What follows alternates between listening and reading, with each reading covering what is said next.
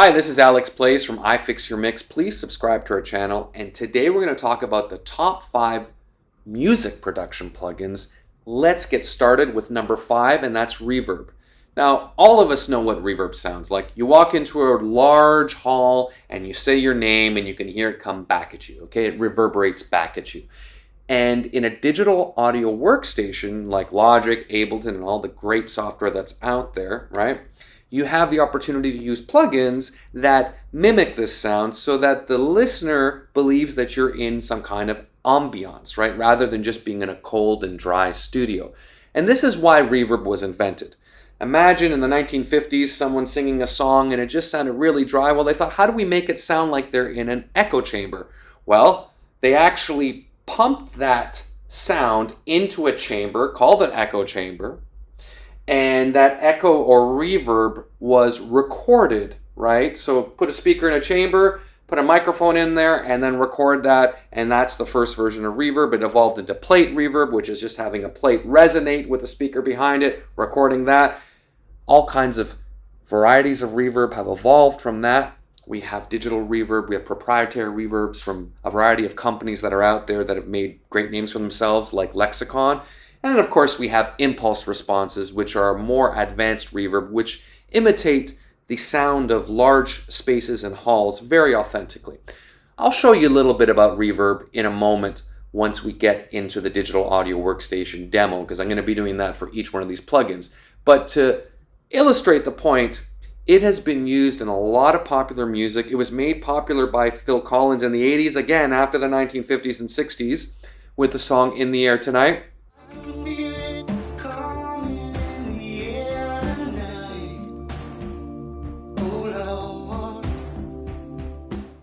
And Grimes just came out with an incredible song. It's called Shinigami Eyes. And around 55 seconds into the song, I'm going to play this and you'll hear her beautiful, angelic voice being accentuated and amplified by this reverb sound. And it just sustains the voice. Here, let's listen to this.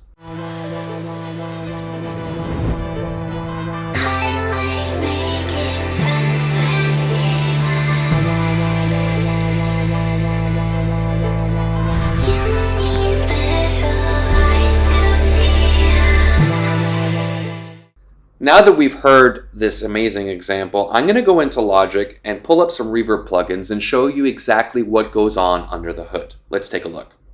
So there are a lot of reverbs to choose from. For this example and for what we heard from Grimes, I thought that I would choose these 3.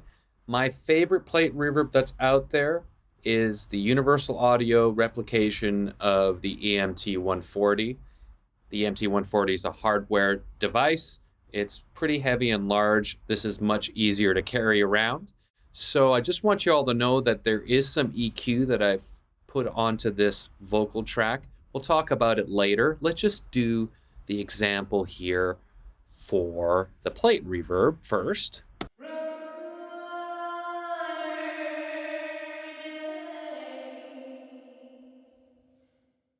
So let's just hear it dry.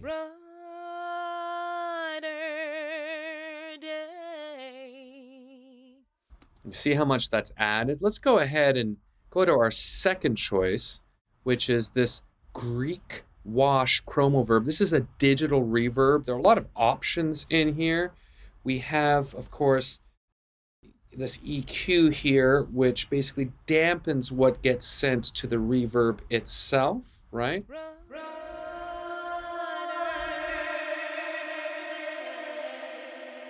You hear that? There's a bit of a delay as well. I'm just going to take the dry signal away. And the delay is there because there's a pre-delay, right? Let's just turn that off completely.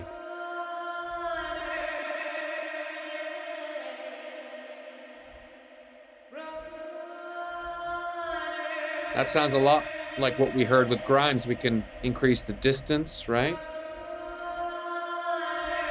Can also mess with an output EQ as well. Makes the reverb sound really dampened, right? You can brighten that up. You can also modulate the source signal.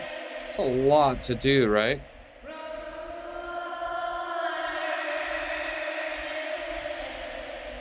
So that's a really powerful digital reverb because you can do a lot of the things that you can't do on a hardware piece because of the fact that this is in a computer and digital signal processing can be done in real time with the routing that the plugin has baked in to the programming.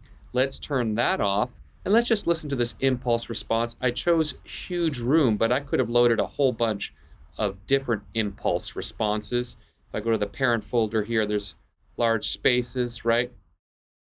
It's a huge room.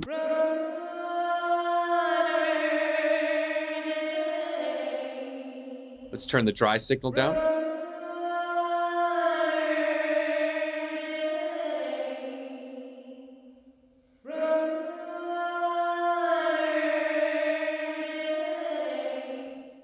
You can also affect the pre-delay. You can mess with the crossover. It's kind of like the EQ that we saw. That's pre, right? And then, of course, you have this post. Okay, so that's after the reverb, right? All right, let's move on to the next plugin. So number 4 are delays. You can't do without delays. Delays add an extra effect because you can choose the length at which the signal is delayed from the original. This gives you that long distance effect. It's like reverb, but it's not put into a chamber, so to speak. It's just repeated, right? You could add reverb to that delayed signal, but the idea with delay is to have the same thing come back at you either at a timed rate or maybe even at a random rate, depending on what you want to do. It's been made popular in a lot of songs. In particular, Daft Punk uses it really effectively in the song One More Time. Let's take a listen to this and I'll talk to you a bit about it. One more time. I'm just feeling celebration tonight. Celebrate. Don't wait too late. No, we don't stop. So did you notice how the lead vocal was intimately drawn to this focus, right? The rhythm of the music kind of came down, and then you could hear that vocal delayed and filtered. I'm going to show you this in Logic. It's a really amazing effect, very easy to do, and you can time it to your wishes, right? You can make it timed to tempo, or you can just make it kind of random or slightly delayed, which is what we heard in this example from Daft Punk. There are a lot of delays out there, and Daft Punk could have used many of them. I've decided to use this 608 by PSP for this example, and this is a multi-delay, right? So I'm just going to turn on one of the taps. And you can hear that that tap's being filtered, and there's a frequency that I can decide to filter at. Multiple kinds of EQs to choose from, right?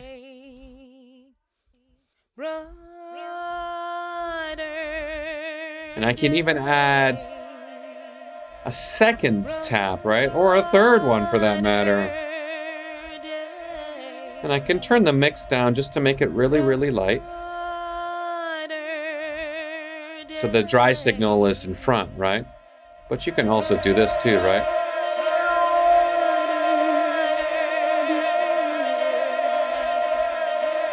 Which is a cool effect at an end of a song where you could just stop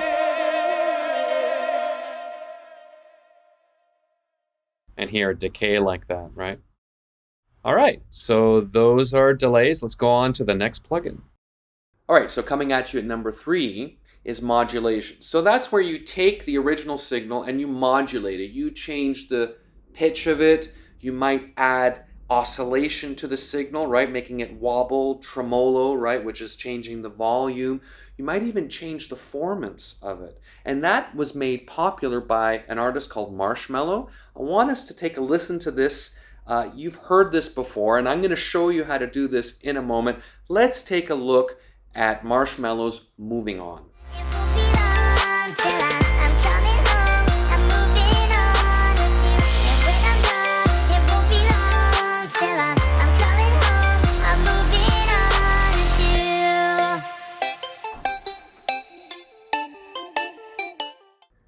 now that we've heard this, we're going to go into Logic and I'm going to show you how to do this.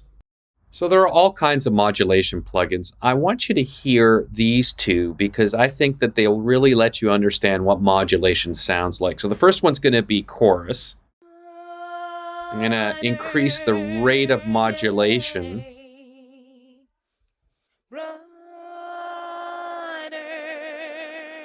So you can hear how the pitch is modulating at 14.3 hertz there. Right? Now, Marshmello was using this plugin, and he was messing with the formant, right?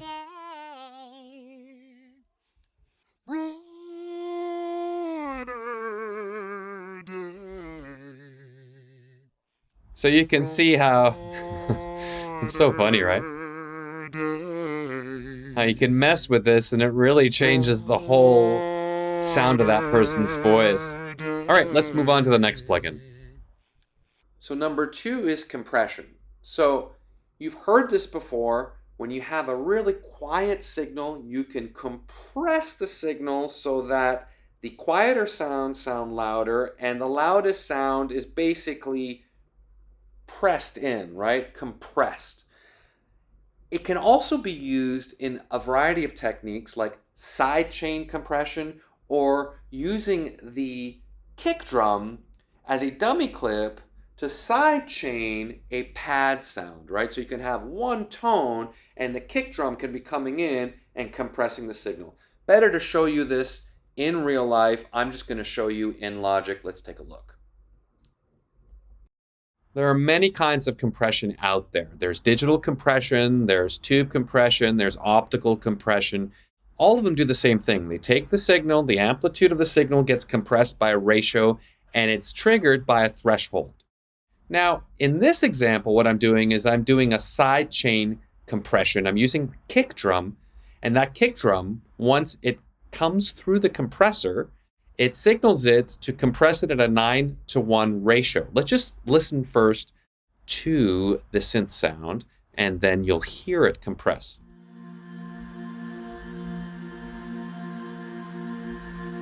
Now let's just turn that kick drum on. Okay.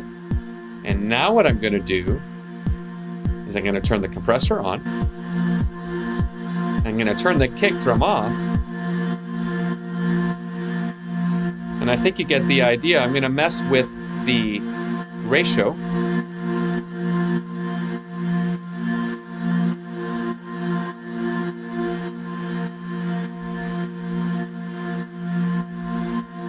And if I mess with the attack, that's when the actual thing happens. So I can make it instant,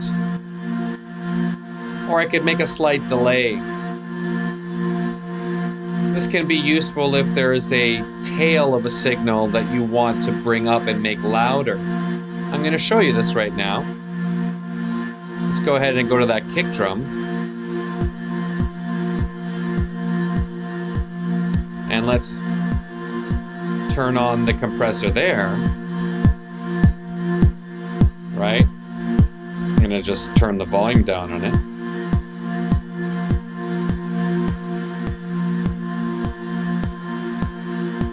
And you see the attack right now is all the way to 0. If I make it really long, the very end of that kick sound kind of becomes louder. So I think this illustrates the power of compression. And the number 1 plugin for music production is EQ. And it's used as a surgical tool. It can take away frequencies that you don't like, and it can bring up frequencies that you want to hear. It is an amazing effect that DJs use as well. I'll show you that effect, that high-pass filter effect, and I'll also show you how to use it surgically. Let's take a look in Logic.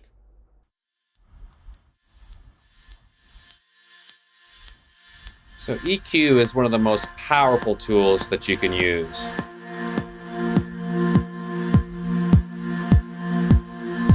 And it gives you the power to change the timbre of an instrument or to remove unwanted frequencies that kind of get in the way of the clarity of the music. And so it really takes not only a good set of ears, but a technical understanding of what occurs to the sound as a result of you slightly modifying the amount of a frequency bandwidth. Lots of different kinds of EQ. This is a digital EQ. There's also linear phase EQ. There are analog representations of EQ that you might want to take a look at. Right? You got this vintage EQ collection. This is where you can kind of boost signals in the way that those analog circuits were known to do, right? So there are a lot of harmonics that are created. Really depends on the application. These kind of older vintage EQs are good for vocals. It creates that sound that you might be familiar with.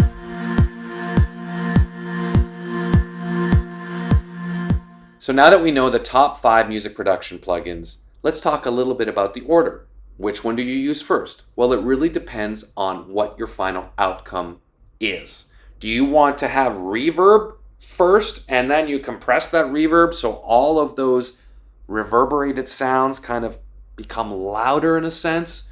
Do you want to EQ things first and then compress them, or the other way around? You want to do a surgical mix and put that EQ after a compressed signal? Really depends on what final outcome you desire.